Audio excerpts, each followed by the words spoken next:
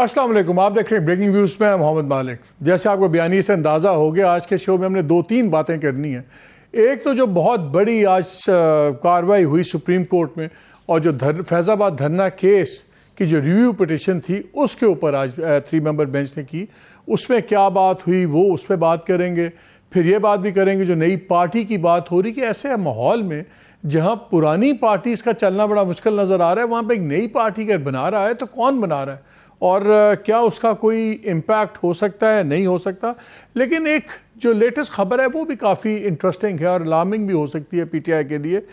چلان پیش ہو گئے ہیں 11 کیسز میں، جو اینٹی ٹیررزم کورٹ ہے 11 کیسز میں، اور اس میں سرفراز چیمہ صاحب جو former governor Punjab, provincial minister جو فارمر تھے میاں محمود الرشید، ڈاکٹر یاسمین راشد صاحبہ جو فیشن ڈیزائنر تھی، ختیجہ شاہ، لیکن وہ زیادہ اس لیے وہ پرومننٹ ہیں کیونکہ وہ جنرل جنجوعہ جو فارمر آرمی چیف تھے ان کی وہ نواسی ہیں، اور صنم جاوید ان کا نام ہے ایکیوزڈ کے اندر۔ اور اس سے بڑی بات یہ ہے کہ اکارڈنگ ٹو دا انفارمیشن جو چھپی نکلی ہے سامنے، وہ یہ ہے کہ اس میں عمران خان صاحب کو as a prime accused nominate کیا گیا ہے۔ تو وہ ایک پروسیس جو کافی دنوں سے بات ہو رہی تھی کہ بیلز نہیں ہو رہی، وہ اب جمپ سٹارٹ ہو گیا ہے۔ So which is a very very serious development. ساتھ ہی ذرا آج جو دھرنا کیس تھا، جب آپ کو یاد ہے ٹی ایل پی کا جب 2017 میں دھرنا ہوا، 20-25 دن، اور پھر جو فیض آباد میں ہوا، اور پھر جو سڑکیں بند، اور پھر at the end of the day تقریباً 6 لوگ ہلاک ہوئے، 200 سے زیادہ زخمی ہوئے، کروڑوں کی جائیدادیں پورے ملک میں، پراپرٹیز، گورنمنٹ، سرکاری، نیم سرکاری، پرائیویٹ، وہ تباہ ہوئیں، اور پھر ہم نے دیکھا کہ گورنمنٹ لیٹ گئی ان کے سامنے، اور تمام جو ڈیمیجز تھے وہ بھی گورنمنٹ نے اپنے ذمے لے لیے۔ جو تمام اموات تھیں وہ پتہ نہیں ان بیچاروں کو کیا بنا، کسی کو کمپنسیشن ملی نہیں ملی، کسی کو کچھ پتہ نہیں ہے۔ اور وہ لوگ جنہوں نے ہاسٹیج کیا ہوا تھا اس ملک کو، ان شہروں کو، وہ بعد میں نعرے لگاتے ہوئے چلے گئے، بلکہ ان کو تو پیسے بھی دیے گئے جب وہ جا رہے تھے۔ ان تمام چیزوں پہ کافی سیخپا ہوئے، اس وقت جج تھے لیکن آج چیف جسٹس ہیں۔ اور 2019 میں پھر ہم نے دیکھا جسٹس فائز عیسیٰ نے، جسٹس مشیر عالم نے ایک فیصلہ کیا، اور اس میں بڑے ہی امپورٹنٹ پوائنٹس ریز کیے۔ یہ فیصلہ اس لیے بھی امپورٹنٹ تھا کہ اس وقت کے مطابق انہوں نے کسی کو بھی نہیں چھوڑا۔ اس میں گورنمنٹ پہ بھی تنقید ہوئی، انٹیلیجنس ایجنسیز پہ ہوئی، فوج کے اوپر بھی بات ہوگی، الیکشن کمیشن پہ بھی بات ہوگی۔ اور یہ اس لیے بھی بڑا امپورٹنٹ فیصلہ تھا کہ اس سے پہلے جب بھی ہم نے تنقید دیکھی ریاستی اداروں میں، وہ وقت گزرنے کے بعد تھی۔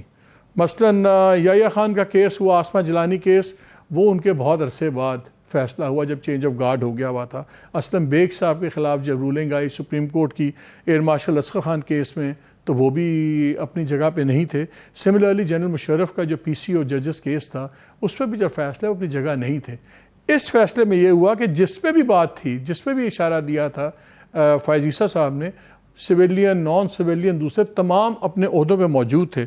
بلکہ اس کا ایک جو 52 پیسج ہے وہ بڑا ہی امپورٹنٹ ہے، جہاں پر انہوں نے لکھا دوز ان گورنمنٹ، اور 12 مئی پہ بار بار انہوں نے ذکر کیا۔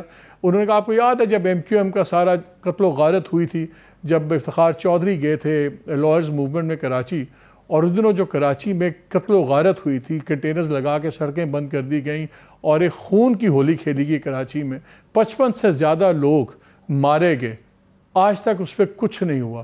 اور اس فیصلے پہ بات کرتے ہوئے لکھتے ہیں دوز ان گورنمنٹ آن 12 مئی 2007، جب، اور ورڈ یوز کرتے ہیں جب 69 شہریوں کا میسیکر ہوا، قتل عام ہوا، اور those who extended support to the Faizabad interchange mob who disrupted civil life and destroyed property، اور وہ جو جتھا تھا جس کو جن لوگوں نے سپورٹ کیا وہ کیا، are today in coveted positions at the highest levels of government، کہ آج وہ حکومت کے اعلیٰ ترین عہدوں پہ بیٹھے ہوئے ہیں۔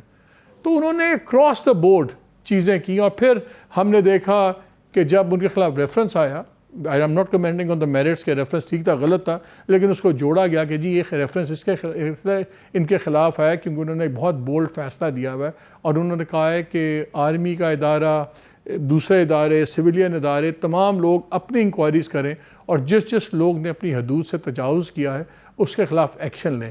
سملرلی انہوں نے کہا تھا ٹی ایل پی کے رہنماؤں کے خلاف ایکشن لیں جنہوں نے ایسے فتوے نکالے ہیں جس سے کسی کی جان کو خطرہ ہو سکتا ہے، اور تمام ایکشنز ہی ریکمینڈ کیے ہوئے تھے، ڈائریکٹلی کسی کو اس طرح نہیں نام لے کے کہا ہوا تھا کہ اس کو رگڑ دیں یا اس کو نہ رگڑ دیں۔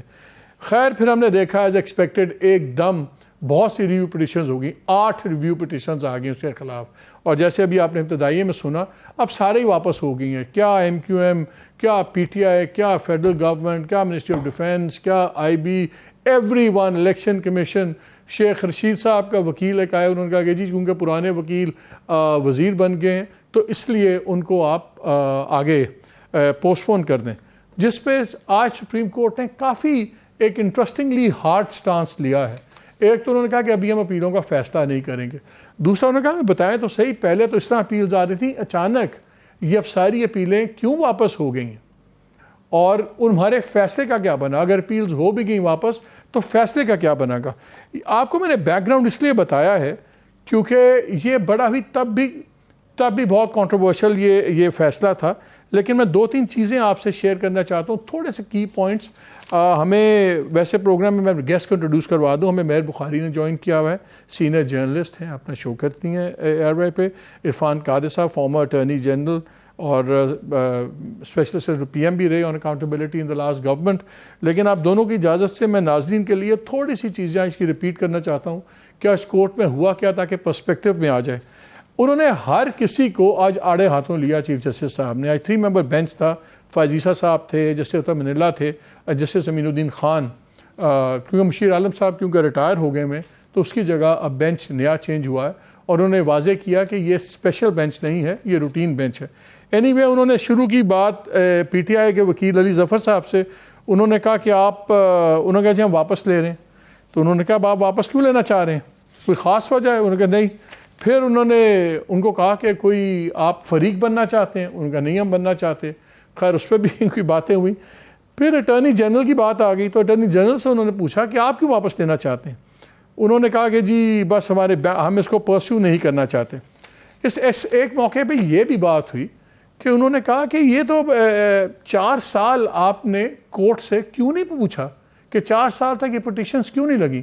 تو اس پہ بلکہ اٹارنی جنرل نے جواب دیا کہ یہ تو جی آپ کی کورٹ کا معاملہ ہے، یہ تو ہی snap sort of short back کہ ان سے پوچھیں، ججوں سے پوچھیں، ہمارے سے کیوں پوچھتے ہیں؟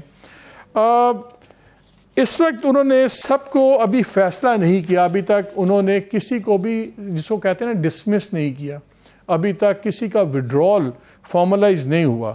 پھر انہوں نے کہا وفاق اس کیس میں دفاع نہیں کرنا چاہتا۔ جب انہوں نے کہا تو چیف جسٹس نے کہا پہلے کہا گیا فیصلے میں غلطیاں ہیں، اب واپس لینے کی وجوہات تو بتائیں۔ اٹارنی جنرل نے کہا نظر ثانی جب دائر کی گئی اس وقت حکومت اور تھی، تو انہوں نے چیف جسٹس سی جے صاحب نے کہا آپ نے درخواست تحریری دی، انہوں نے کہا میں بیان دے رہا ہوں۔ پھر پیمرا والے بھی بولے تو پیمرا والوں کو تو ان کو بھی رگڑ دیا چیف جسٹس نے۔ انہوں نے کہا اب آپ کس کی ہدایت پر واپس لے رہے ہیں؟ باقی تبصرے ہوتے ہیں، پہلے کہا گیا تھا فیصلہ غلطیوں سے بھرا پڑا ہے، کیا فیصلے میں غلطیاں ختم ہو گئی ہیں؟ کیا نظر ثانی درخواستیں واپس لینے کی کوئی وجہ ہے؟ جو اتھارٹی میں رہ چکے وہ ٹی وی اور یوٹیوب پر تقاریر کرتے ہیں، کہا جاتا ہے کہ ہمیں سنا نہیں گیا، اب ہم سننے کے لیے بیٹھے ہیں، آ کر بتائیں۔ پھر انہوں نے کہا کہ ہم یہ درخواستیں زیر التوا رکھ رہے ہیں، کسی کو کچھ کہنا ہے تحریری طور پہ کہے۔ اس طرح کی بات ہو کی گئی۔ اینی وے ان کی بھی انہوں نے بات بالکل اس کو ڈسمس کر دیا۔ پھر انہوں نے بار بار پی ٹی آئی کے جو وکیل تھے علی ظفر، ان سے کہا کہ میں شرعی اصول کے تحت تیسری دفعہ پوچھ رہا ہوں، آپ واقعی درخواست لینا چاہتے ہیں واپس؟ انہوں نے کہا ہاں جی ہم لینا چاہتے ہیں۔ پھر انہوں نے کہا کہ ہم نے عرفان قادر صاحب کو بھی نوٹس کر دیا ہے۔ پھر موٹی میں آپ سے 2-3 باتیں کہہ رہے ہیں کہ اب آپ سب آ کر کہہ رہے ہیں کہ درخواستیں واپس لینی ہیں، ہم تو بیٹھے ہیں کہ شاید ہم سے کوئی غلطی ہو گئی ہے۔ کیا سارے اداروں نے یہ طے کر لیا ہے کہ جو فیصلے میں لکھا گیا ہے وہ ٹھیک ہے؟ یہ جسٹس اطہر من اللہ نے اس میں بات کی۔ پھر چیف جسٹس نے پوچھا اٹارنی جنرل سے کیا آپ کا بیان اس وقت غلط تھا یا آج؟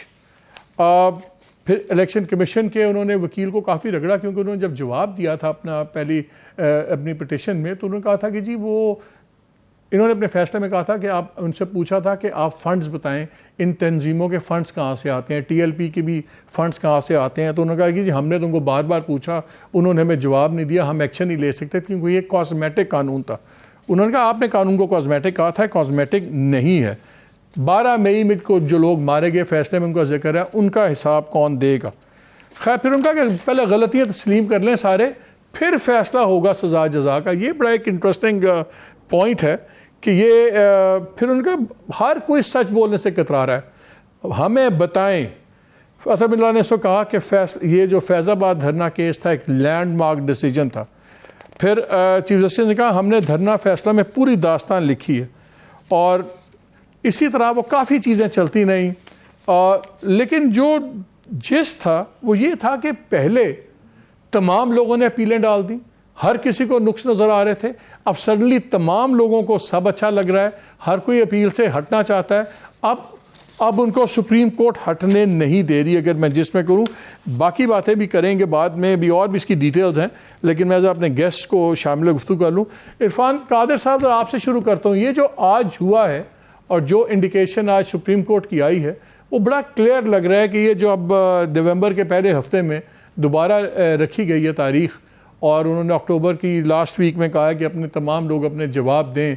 لگ تو یہ رہا ہے کہ کورٹ شاید وڈرالز بھی ایکسیپٹ نہ کرے, اور کیٹیگوریکل ان کو آنسرز چاہیے. صرف یہ کہنا شاید انف نہ ہو. اور انہوں نے کہا ہے آج کامنٹس میں کہ یہ کہہ دینا کافی نہیں ہے کہ ہم وڈرا کر رہے ہیں, پہلے ماننا پڑے گا کون غلط ہے کون کیا ہے, اور اس کے بعد سزا جزا تو اس کے بعد آئے گی.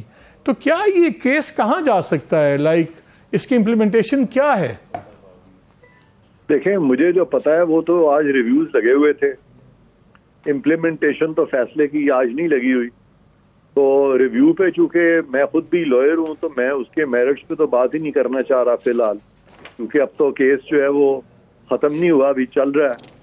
لیکن اس حد تک میں ضرور بات کر سکتا ہوں کہ آج جو معاملات لگے ہوئے تھے وہ ججمنٹ کی, ان کی جو 4 سال پہلے جو انہوں نے فیصلہ کیا تھا کہ امپلیمنٹیشن کا مسئلہ نہیں تھا, تو لہذا امپلیمنٹیشن کی جو بات غالباً کی گئی ہے, میں سمجھتا ہوں کہ اس کی ریلیونس نہیں بنتی اس ساری کنٹروورسی سے جو کہ آج سپریم کورٹ میں لگی ہوئی. نہیں, تو یہ جو انہوں نے آج باتیں کی ہیں کہ کوئی جواب, جس طرح وڈرال بھی ابھی نہیں دیا.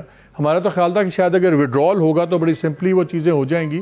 تو اگر وڈرال بھی نہیں ہوا, اور جو آج جو ہم نے جس دیکھی ہے وہ تو کافی ہارڈ لائن آئی ہوئی ہے, تو میں یہ پوچھ رہا ہوں کہ کیا اس وقت آپشن کیا ہے کہ وہی فیصلہ اگر امپلیمنٹ ہونا ہے تو بیسکلی گورنمنٹ آ کے یہ کہہ دے گی ٹھیک ہے جی ہم انکوائری کرتے ہیں, فوج آ کے کہہ دے گی ٹھیک ہے جی ہم انکوائری کرتے ہیں, تو بیسکلی یہ ایک پروسیس شروع ہو جائے گا میکسیمم, کہ اس سے زیادہ بھی کوئی بات بڑھ سکتی ہے؟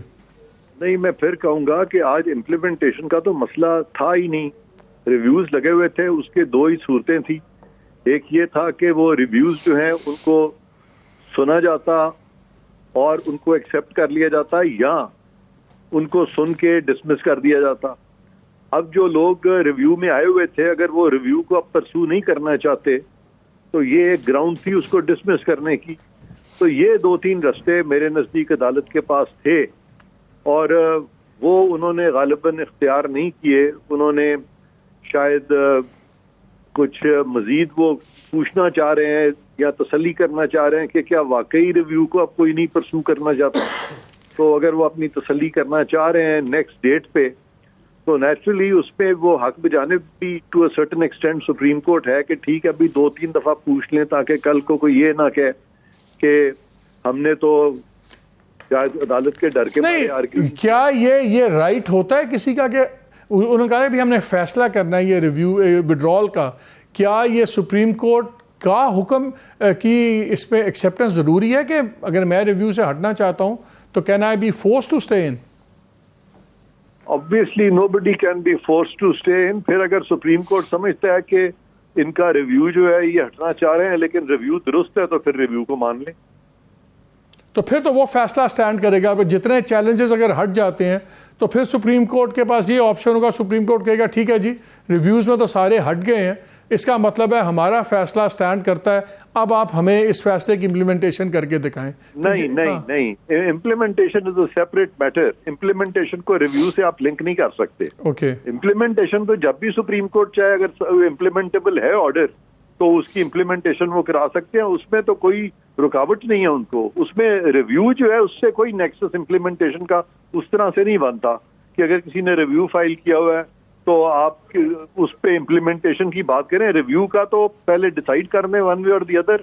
اگر آپ ریویو ڈسمس کر دیتے ہیں تو اس کے بعد آئے گی نا امپلیمنٹیشن کی بات. उससे पहले कैसे इम्प्लीमेंटेशन? नहीं, लेकिन अब अगर ये रिव्यूज खैर ख़त्म हो जाते हैं तो अभी तक तो एक सॉर्ट ऑफ, इसलिए भी एक चीज़ सस्पेंडेड थी ना, क्योंकि रिव्यू चैलेंज हुआ था, फैसला ठीक है होल्ड करता था ग्राउंड, लेकिन एक सॉर्ट ऑफ चैलेंज हुआ था। अब जब चैलेंज नहीं होगा, अब जब अगर सारे हट जाते हैं तो फिर तो सुप्रीम कोर्ट कहेगी ना हाँ जी अब बताएं, अब फैसले को करें।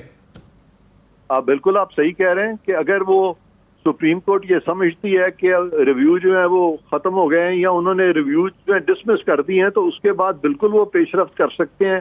अगर कि उनका फैसला इम्प्लीमेंटेबल है तो कर सकते हैं। लास्ट क्वेश्चन, तो फिर आज हम सारे इतने एक्साइटेड क्यों हैं, पूरे मुल्क में इतनी टेंशन क्यों है कि जी खुल गया फैसला, क्या होगा?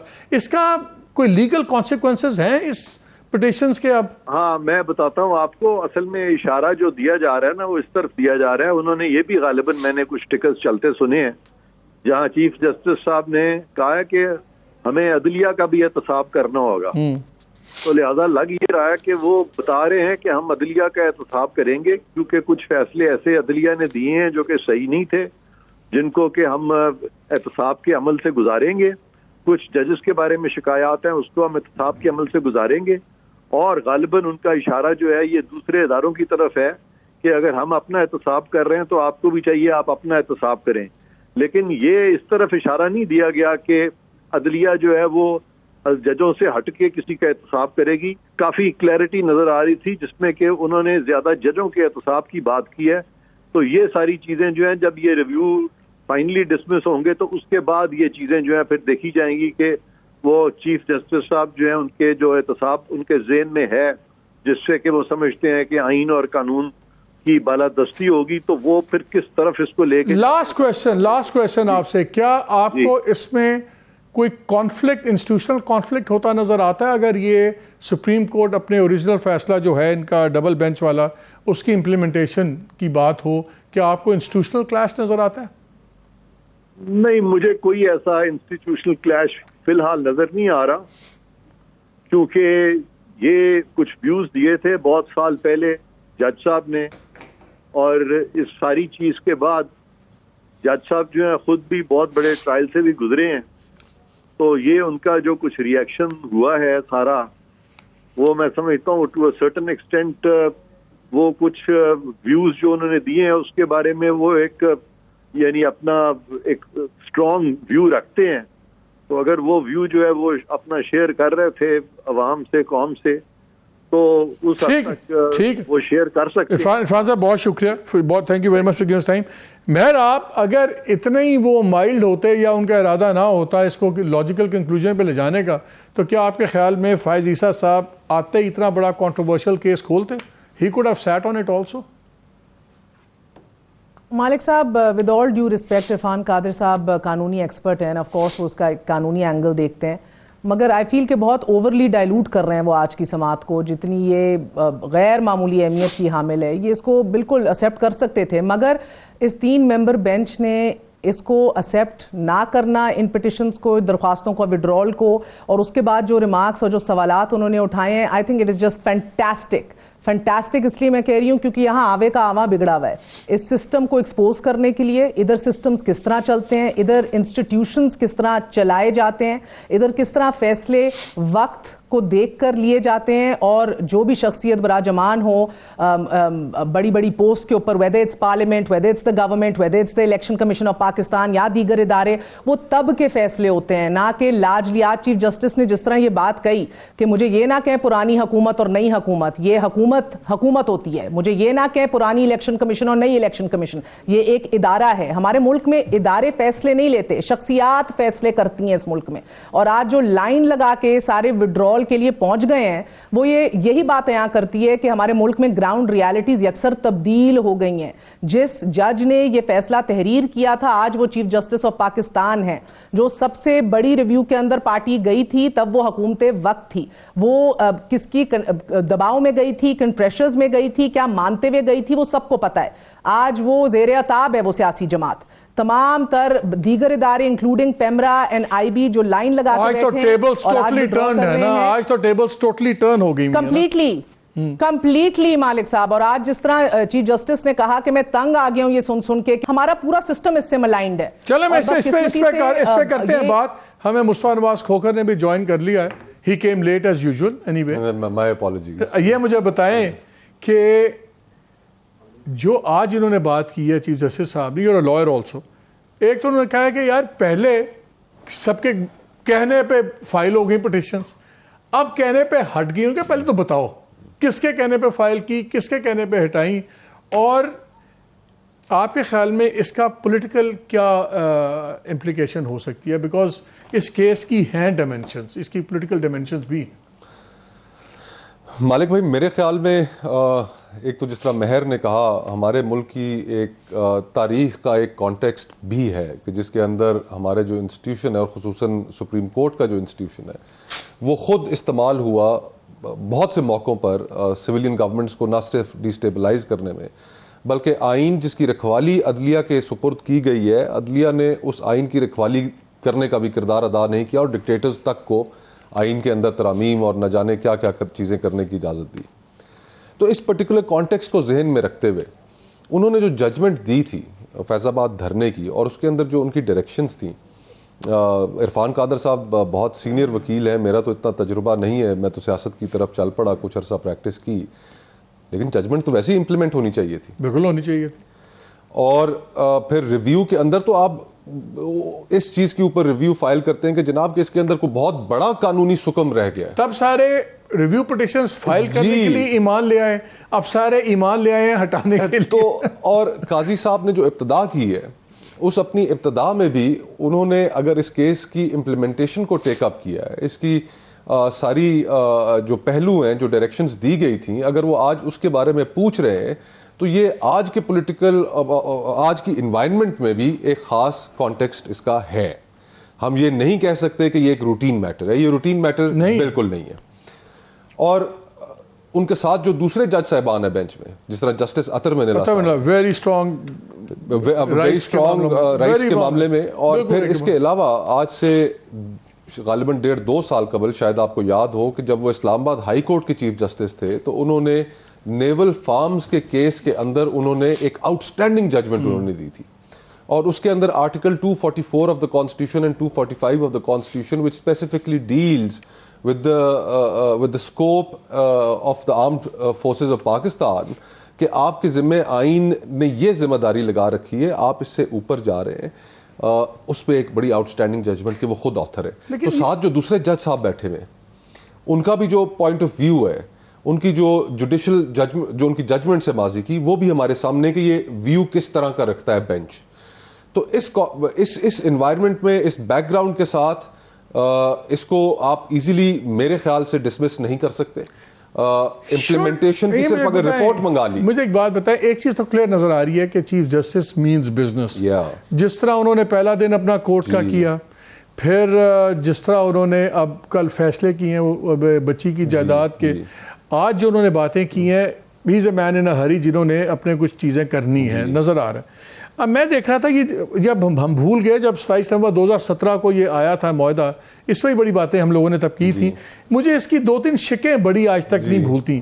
ایک شک نمبر 5 تھی جس میں لکھا ہوا 6 نومبر 2017 دھرنے کے اختتام تک جو سرکاری و غیر سرکاری املاک کا نقصان ہوا اس کا تعین کر کے ازالہ وفاقی صوبائی حکومت کرے. وہ نہیں جنہوں نے تباہی کی ہے وہ کیا. اور جو سٹارٹ بڑا زبردست تھا, جو گورنمنٹ نے ایگری کیا کہ جی وہ ہم مسئلہ لے کے آئے ختم نبوت اور ناموس رسالت پہ قانونی رد الخلاف, حکومت کے پاس آئی تنظیم, مگر افسوس کے مقدس کام کا صحیح جواب دینے کے بجائے طاقت کا استعمال کیا گیا. تو گورنمنٹ نے یہ بھی مانا اس معاہدے میں کہ ہماری غلطی تھی, جی یہ ہماری غلطی سے تباہی ہوئی ہیں, ہم نے بندے مار. اور پھر اس میں جب آتا ہے تو کریڈٹ دیا جاتا ہے سارا اس وقت کے آرمی چیف قمر جاوید باجوہ صاحب کو اور ان کی نمائندہ ٹیم کی خصوصی صحافتیں, اور ایک نیچے سائن ہوتا ہے بوساطت میجر جنرل فیض حمید.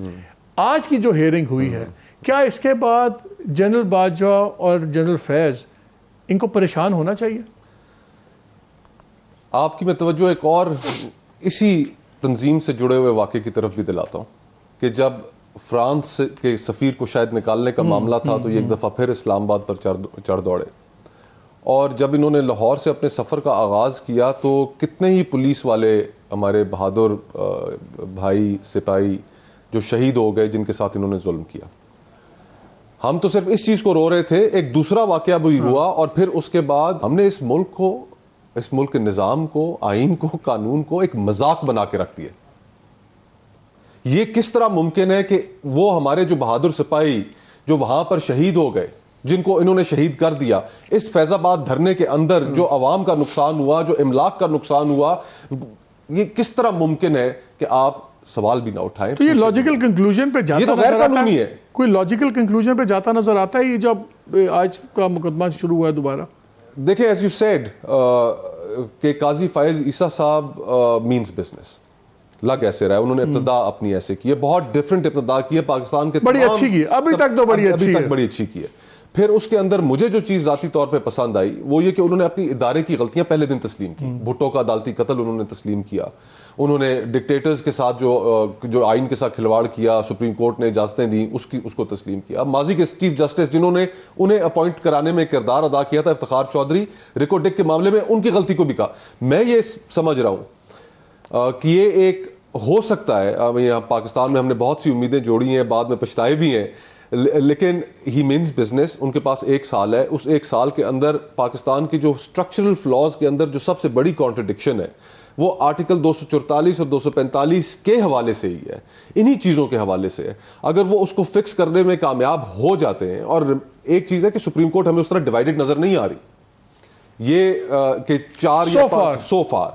تو اگر میری ان کے ایک جج صاحب سے بات ہو رہی تھی, اس لیے آف دا ریکارڈ ہی بات تھی ظاہر ہے, تو میں نے ان سے سوال کیا سپریم کورٹ کے جج صاحب سے. میں نے کہا جی یہ بتا دیں کیا ہے. انہوں نے کہا کہ یا اس ٹینر کے اندر بالکل یونائٹ ہوگی یا بہت زیادہ بگاڑ ہو سکتا ہے. میں کہا جی بگاڑ کہاں سے ہو سکتا ہے؟ انہوں نے کہا ہو سکتا ہے ڈویژن بڑھ جائے اگر چیف جسٹس صاحب نے جسٹس مظاہر علی نقوی والا ریفرنس اٹھا کے اس پہ کام شروع کر دیا تو پھر بگاڑ ہو سکتا ہے. خیر اس کے علاوہ اور بھی کچھ بگاڑ ہے, اس پہ بات کرتے ہیں. ایک چھوٹی سی کمرشل بریک لینی, اس کے بعد آگے بات کرتے ہیں. اسٹے ود اس.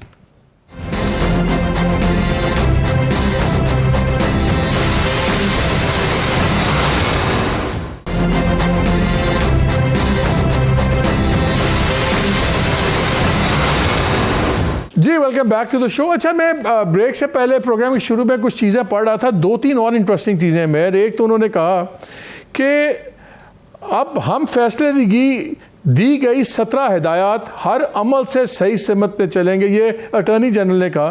تو انہوں نے کہا پہلے سچ بولیں اس کے بعد آگے کی بات کریں. انہوں نے سورہ توبہ بھی کوٹ کی وہاں پہ. انہوں نے کہا کہ آیت 19 میں سچے لوگوں کا ساتھ دینے کا کہا ہے.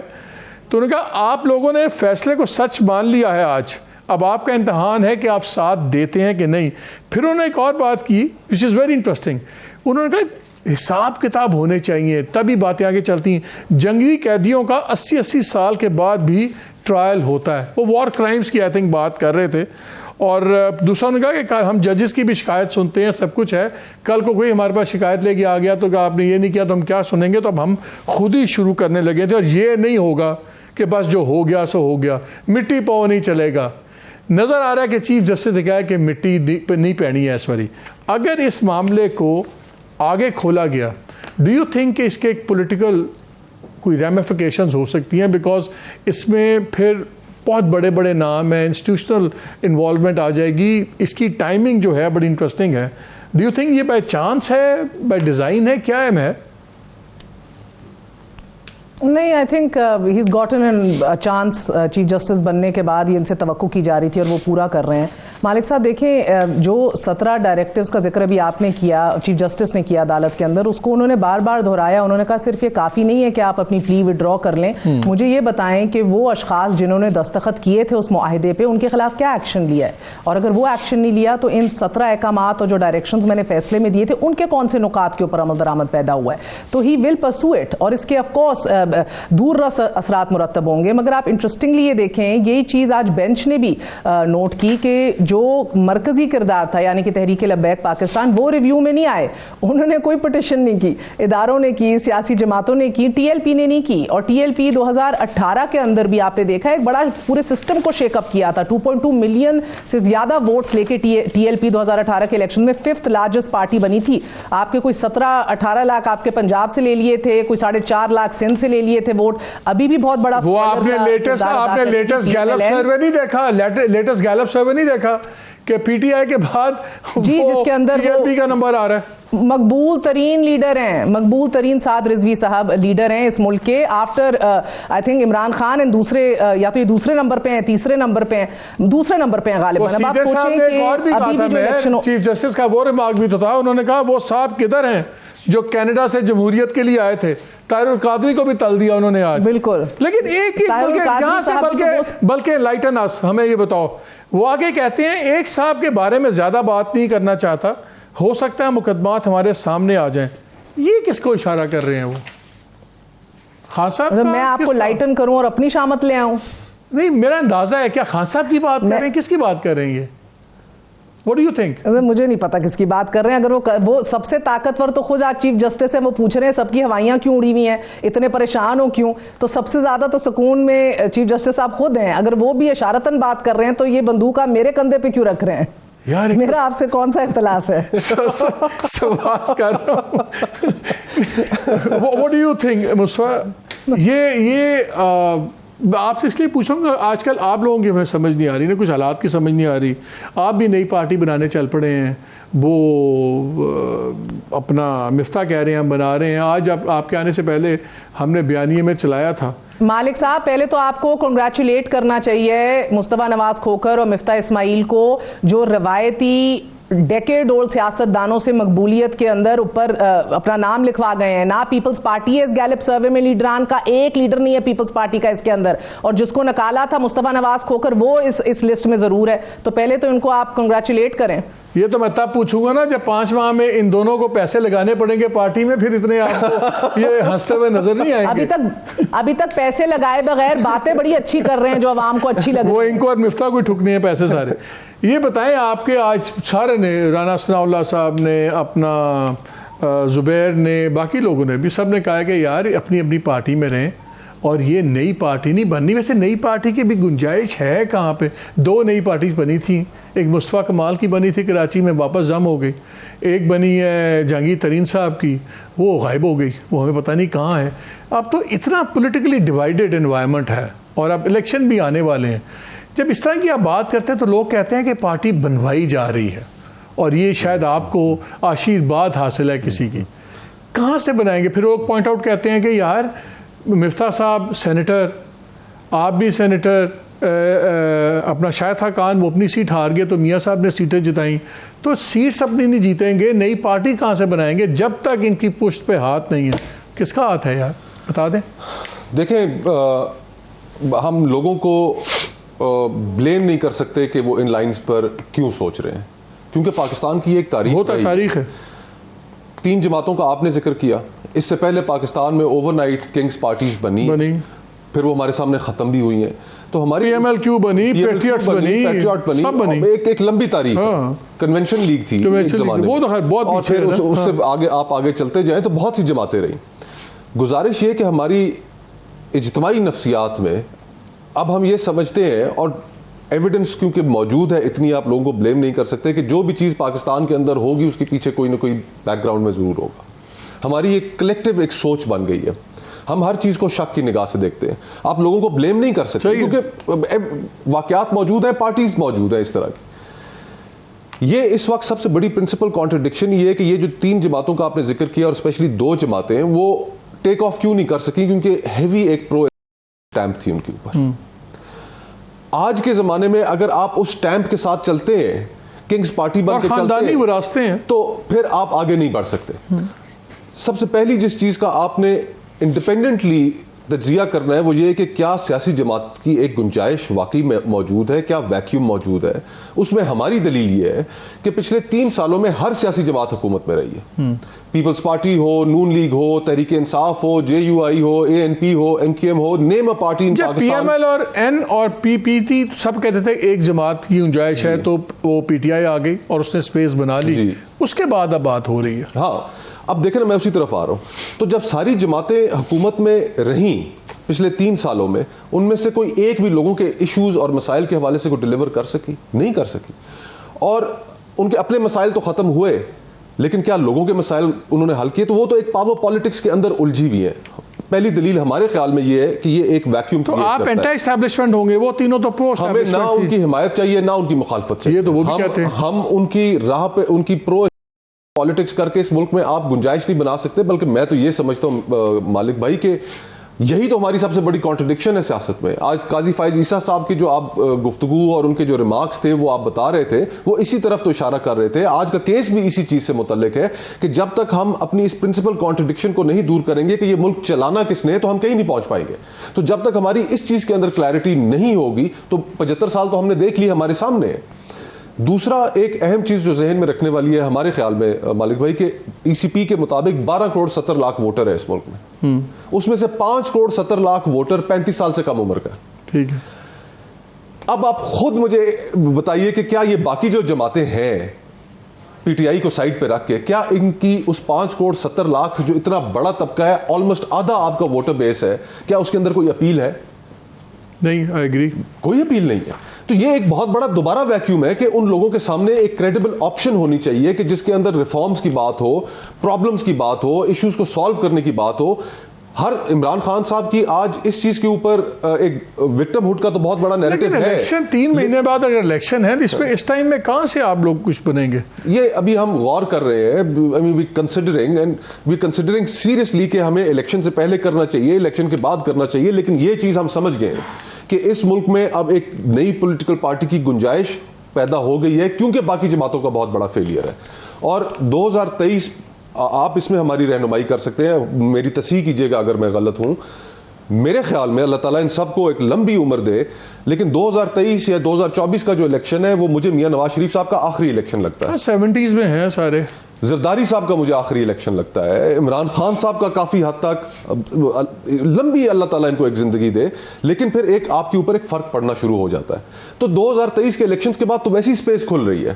تو کیا آپ کو آج اس ویکیوم کو سامنے رکھ کے کہ جہاں پہ ڈیلیوری بھی نہیں ہو سکی, ان کی آگے کے جو ٹرانزیشنز ہیں لوگ ان کو قبول کرنے کے لیے تیار نہیں ہے, آدھا پاکستان جو نوجوانوں پر مشتمل ہے وہ انہیں قبول کرنے کے لیے تیار نہیں ہے, تو کیا ہم اسی مخمصے میں ہی پھنسے رہیں گے؟ میں آپ کو گنجائش نظر آتی, کیونکہ مجھے تو اب جو نظر آ رہا ہے, مجھے تو آگے ایک بڑا اسٹرانگ ہائبرڈ نظام نظر آ رہا ہے, پہلے بھی سے بھی شاید زیادہ اسٹرانگ.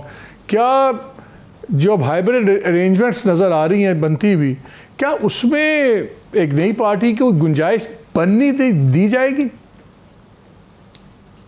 نہیں, آگے نہیں نظر آ رہا, رکا ہی کبھی نہیں نا, تو وہ اس کے اندر شدت ہی آئی جا رہی ہے. تو یہ بات تو آپ کی وزن رکھتی ہے, بات آپ کی صحیح ہے, مگر میں تو خوش ہوں کیونکہ ایسے سٹیل میٹ میں جدھر لیک آف آئیڈیاز ہیں, لیک آف انیشیٹو ہے, اور اتنے کھلم کھلا کانٹرڈکشنز ہیں اور یو ٹرنز ہیں اور ڈنکے کی چوٹ پہ اناپولوجیٹکلی ہیں, کسی کو شرمندگی اور شرم بھی نہیں آتی اس سسٹم کے اندر. تو میں تو خوش آمدید کہوں گی اگر کوئی بھی اٹھ کے کہے گا کہ بھئی یار میں نے عزم کرنا ہے کہ ہم ایک نئی تحریک چلائیں یا ایک نیا آئیڈیا لے کر آئیں. We are start for ideas here, we desperately start for ideas here. So گنجائش اور نو گنجائش بحیثیت ایک پاکستانی کے, ایک صحافی کے, مجھے تو لگتا ہے کہ بہت اچھی بات ہے, کیونکہ اگر اس طرح کے عناصر سیاسی جماعتوں میں موجود ہیں جو اپنی اسی گھٹی پٹی لیڈرشپ, روایتی لیڈرشپ, ڈائناسٹک رول سے ہٹ کے موقف اپنانا چاہتے ہیں, ایک نئی سوچ لانا چاہتے ہیں, سوالوں کو ویلکم کرنا چاہتے ہیں, تو اس کو تو ہمیں ویلکم کرنا چاہیے, نہ کہ اس کو ہم کوشچن کر کے براؤ بیٹ کریں. یہ تو بہت اچھی بات ہے, because we are just so tired Malik صاحب at a very real level. اگر ہم ایک دوسرے سے سوال کریں, ہمارے مہمانوں کے ہمارے سیٹ پہ بیٹھنے سے پہلے ہمیں جواب پتا ہوتے ہیں, ان کے موقف پتا ہوتے ہیں, یہ پتا ہوتا ہے کہ کون کتنی शिद्दत से डिफेंड करेगा, अपना सब कुछ जान माल सब कुछ लुटा देगा। सही बात है, वी ऑलरेडी नो। और वोटर का भी आज यही हाल है ना, वोटर का भी तो आज यही हाल है। इसमें मैं एक सवाल मेरा मुस्तफा से बन रहा है, क्योंकि मैं ये नहीं चाहता कि हमें कोई ये तासुर समझे कि आप और मैं मिलकर इनकी पार्टी लॉन्च करवाने की कोशिश कर रहे हैं। अगरचे हम दोनों अग्री करते हैं कि होनी चाहिए, लेकिन somebody always brings something to the table ना। जब नवाज शरीफ साहब आए तो वो वोटर टेबल पे लाए, से बात की। नवाज जब जरदारी साहब इसी तरह उनका अल्टरनेटिव बन के आए तो उनके साथ भी लोग थे, टेबल पे लाए। इमरान खान जब आए, नहीं मैं वही बात कर रहा हूँ, नहीं मैं भी वही सवाल मेरा मुस्तफा से ही है।